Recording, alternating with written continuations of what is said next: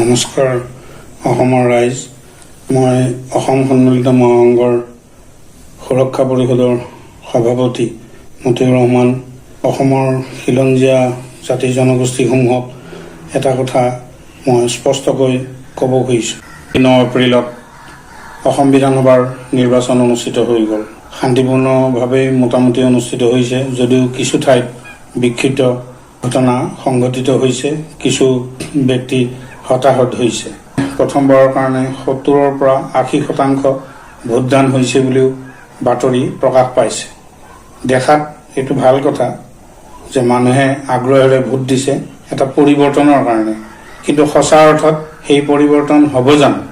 এইটো আটাইতকৈ গুৰুত্বপূৰ্ণ প্ৰশ্ন কাৰণ নিৰ্বাচন অনুষ্ঠিত নহওঁতেই 1 এপ্ৰিলতে টেলিভিছন চেনেল যোগে আমি দেখিছোঁ অসমৰ মুখ্যমন্ত্ৰী হিমন্ত বিশ্ব শৰ্মাই স্পষ্টভাৱে কৈছে বিজেপিৰ দিছপুৰ চেণ্ট্ৰেল গুৱাহাটী আৰু নিউ গুৱাহাটীৰ প্ৰাৰ্থী ক্ৰমে বিজয় গুপ্তাই 70,000 প্ৰদ্যুৎ বৰদলৈয়ে 50ৰ পৰা 60,000 আৰু দীপ্লু ৰঞ্জন শৰ্মাই 50ৰ পৰা 60,000 ভোটৰ ব্যৱধানত জয়ী হ'ব নিৰ্বাচন অনুষ্ঠিত নহওঁতেই মুখ্যমন্ত্ৰীয়ে এই কথা কোৱাটোৱে কি বুজাইছে যে ইভিএমত কাৰসাজি কৰা হৈ গ'ল নেকি ইভিএমৰ জৰিয়তে কৌশলগতভাৱে বিজেপি শাসনত আহিবৰ কাৰণে ব্যৱস্থা কৰা হ'ল নেকি নহলে মুখ্যমন্ত্ৰী ডাঙৰীয়াই স্পষ্টভাৱে এনে কথা কেনেকৈ ক'ব পাৰে গতিকে এইটো 100% সন্দেহ কৰিবলগীয়া কথা এইটো অত্যন্ত দুৰ্ভাগ্যজনক আৰু পৰিতাপৰ কথা আৰু অসমৰ ৰাজনীতিত এক অত্যন্ত সন্দেহজনক আৰু বৰ ভয়ানক ঘটনা কাৰণ যদি নিৰ্বাচন মেনেজেই কৰা হয় তেতিয়াহ'লে নিৰ্বাচন অনুষ্ঠিত কৰিব নালাগে বলপূৰ্বকভাৱে শাসনত বহি থাকক ৰাইজক নিপীড়ন কৰি থাকক অত্যন্ত পৰিতাপৰ কথা যে বহিৰাজ্যৰ পৰা কেইবালাখো লোক ৰেল আৰু বাছেৰে অসমলৈ আহিছে ভোট দিবলৈ এনেকুৱা ঘটনাটো আগতে অসমত ঘটা নাই আৰু অসমৰ লাখ লাখ লোক ভাৰতৰ বিভিন্ন ৰাজ্যত ব্যৱসায় বা চাকৰি বা কাম কৰা নাই আমি হেতু জানো আঙুলিৰ মূৰত লিখিব পৰা এমুঠিমান লোকেহে সৰু সুৰা কামত বিশেষকৈ দক্ষিণ ভাৰতত কিছুমান ৰাজ্যত গৈ কাম কৰি আছে আৰ্থিকভাৱে তেওঁলোক অত্যন্ত দুৰ্বল গতিকে ভোট দিবলৈ আহিব নোৱাৰে কাৰণ যাতায়াতৰ খৰচটোই নুকুলাই গৈ কাৰণ কোনোমতে দুবেলা দুমুঠি খাই জীৱন নিৰ্বাহ কৰি আছে নিৰ্বাচনৰ ক্ষেত্ৰত এই কথাটো ৰাইজক আজিয়েই মই সকীয়াই থলো যে হে মোৰ খিলঞ্জীয়া জনগণ আপোনালোক সাজু থাকক অনাগত দিনত এখন গণসংগ্ৰাম এটা ন্যায়িক সংগ্ৰামৰ কাৰণে কাৰণ অসমত যে গণতন্ত্ৰ ই ধূলিসাৎ হৈছে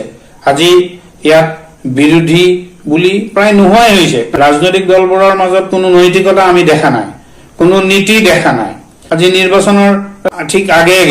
ইটো দলৰ পৰা আনটো দললৈ বেঙৰ দৰে জপিওৱা যিবোৰ ঘটনা এইটো অত্যন্ত লজ্জাজনক নীতি নাই কাৰণেইতো তেনেকে জপিয়াইছে নিৰ্বাচনত উঠিব লাগে যেনে তেনে বিধায়ক হ'ব লাগে আৰু লুটি পুটি খাব লাগে সেইটোৱেই উদ্দেশ্য সেই উদ্দেশ্যৰ কাৰণেইতো ইমান হেতা কৰা ইমান দৌৰা দৌৰি আৰু আমিতো শুনিছো টিকটৰ কাৰণে বিভিন্ন দলক মানে কোটি কোটি টকাৰ লেনদেন হৈছে সেই কোটি কোটি টকা ক'ত পাইছে অসমৰ খিলঞ্জীয়া জনগণ সাজু হোৱা উচিত বীৰদৰ্পে সাহসেৰে সৈতে কাৰণ এই মোৰ দেশ এইখন অকল মাতৃভূমি বা জন্মভূমি নহয় এইখন উত্তৰাধিকাৰী সূত্ৰে লাভ কৰা আমাৰ গৃহভূমি হয় ভূখণ্ড হয় ইয়াত খিলঞ্জীয়া জাতি জনগোষ্ঠীৰ অধিকাৰেই সুৰক্ষিত হ'ব লাগিব প্ৰথম আৰু প্ৰধান আৰু সেইটো কৰিবৰ কাৰণে যোগ্যতাৰে সৈতে খিলঞ্জীয়া জনগণে যদি কাম কৰিব নোৱাৰে তেনেহ'লে অসমৰ খিলঞ্জীয়া জনগণ চিৰকালৰ কাৰণে আনৰ গোলাম চাকৰ আৰু ভৃত্য হৈ জীৱন নিৰ্বাহ কৰিব লাগিব আমাৰ সেই গৌৰৱোজ্জ্বল ইতিহাস সকলো ধূলিসাৎ হোৱাৰ উপক্ৰম হৈছে এই নিৰ্বাচনৰ ক্ষেত্ৰতে সকলো ৰাইজকে সকীয়াই দি কৈছো যে এনেকুৱা এটা ঘটনা নিৰ্বাচন নহওঁতেই এই ধৰণে কথা কৈছে কৌশলগতভাৱে যে শাসনাধিষ্ঠ বিজেপি আৰু অগপৰ দলৰ পক্ষতেই যাব সেই কথা মুখ্যমন্ত্ৰীৰ বক্তব্যও স্পষ্ট কৰিছে এই নিৰ্বাচন পাতি কোটি কোটি টকা খৰচ কৰাৰ কোনো অৰ্থ নাছিল অৰ্থ নোহোৱা হৈ যাব যদিহে সঁচা অৰ্থত ৰাইজে বিচৰা মতে পৰিৱৰ্তন নহয় তেতিয়াহ'লে জনগণে এটা গণ অভ্যুত্থান সৃষ্টি কৰিব লাগিব নিজৰ ভৱিষ্যত বংশধৰসকলৰ সুৰক্ষাৰ বাবে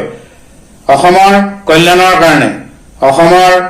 যে হিত অধিকাৰ মৰ্যাদা আৰু সন্মান ঘূৰাই অনাৰ কাৰণে। গতিকে হে মোৰ খিলঞ্জীয়া জনগণ, আপোনালোকক সাজু থাকিবৰ কাৰণে মই কৰজোৰে আহ্বান জনাইছো।